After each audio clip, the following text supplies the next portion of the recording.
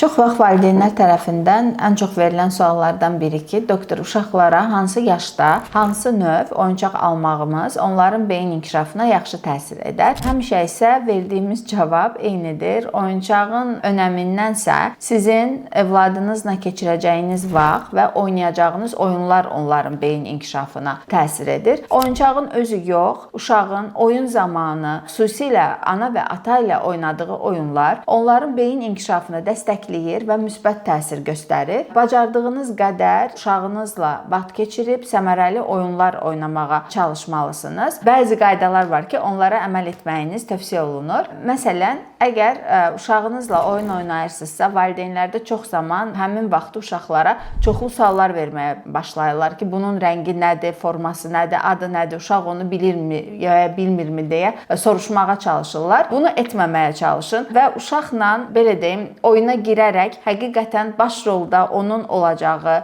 oyunu onun idarə edəcəyi oyunlar oynamağınız beyin inkişafı üçün daha səmərəli olacaqdır.